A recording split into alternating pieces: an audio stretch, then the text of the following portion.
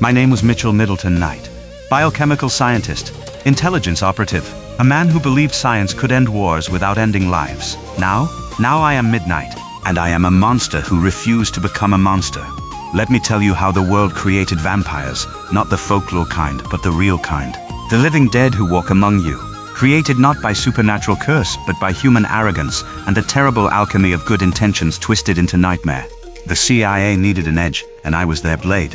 Their brilliant London-born scientist on loan from Interpol, tasked with creating a bioweapon that would end the conflict without conventional warfare.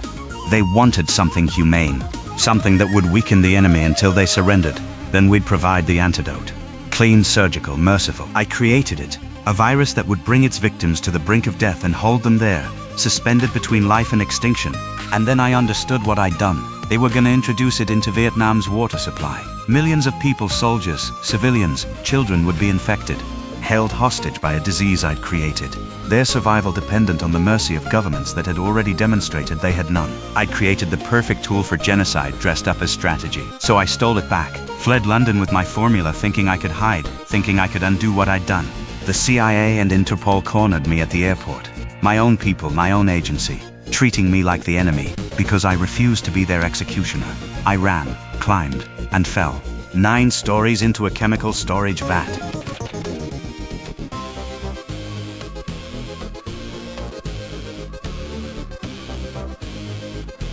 The impact broke the seal on the virus container.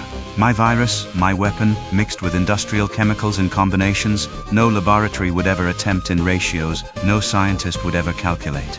And it did something to me, something impossible. It made me into a living vampire.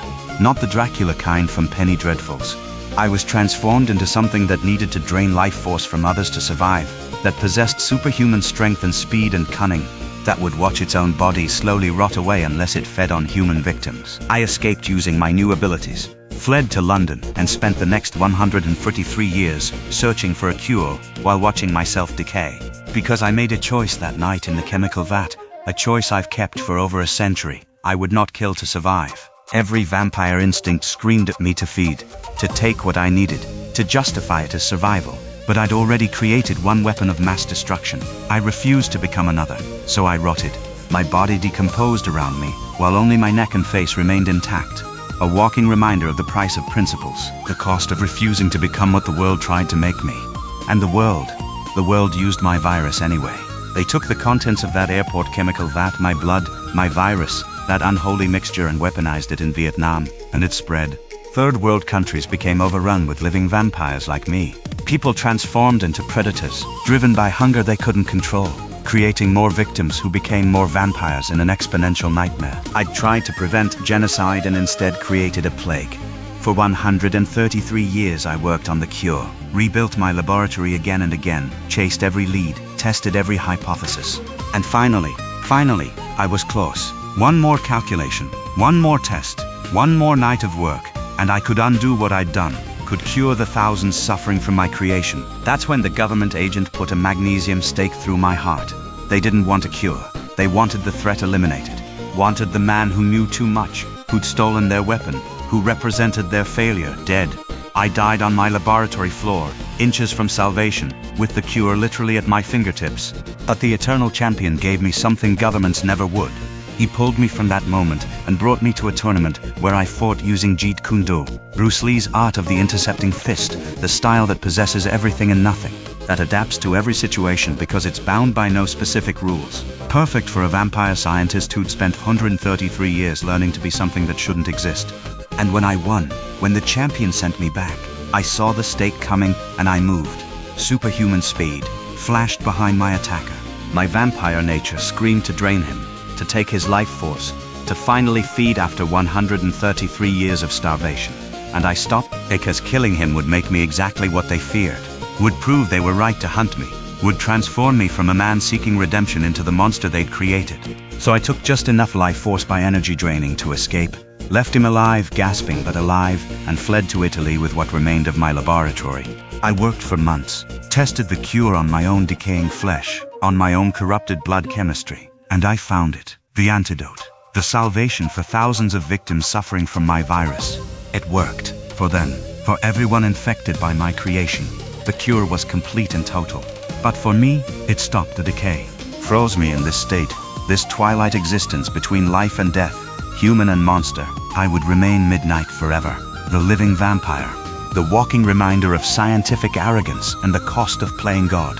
Bittersweet doesn't begin to describe it, but you know what? I accepted it, because the Eternal Champion taught me something crucial. Redemption isn't about restoring what you lost. It's about using what you've become to prevent others from losing everything. I became head of the World Science Organization. My immortality, this curse, I'd tried to cure for 133 years, became the greatest gift I could give humanity.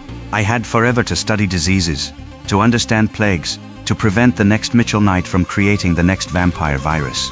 I used my experience to eliminate smallpox, to cure cancers, to solve pandemics before they could spread.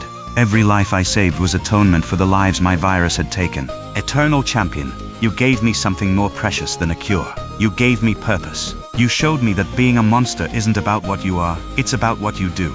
That 133 years of refusing to kill meant something. That the decay I'd endured rather than feed on innocence had earned me this second chance.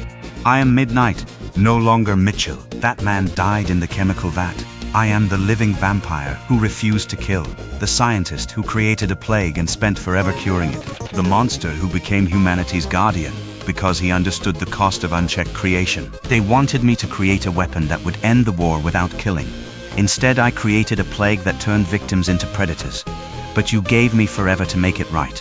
The cure didn't work for me. I'll be Midknight forever, suspended between life and death, human and vampire, salvation and damnation. But every person I've saved, every disease I've cured, every life extended because of my immortal research, that's my cure. Thank you, Eternal Champion, for teaching me that some transformations can't be reversed. They can only be redeemed. I am the monster who refused to feed, the scientist who created death and spent forever fighting it. And thanks to you, I finally understand. I'm not searching for a cure anymore. I am the cure.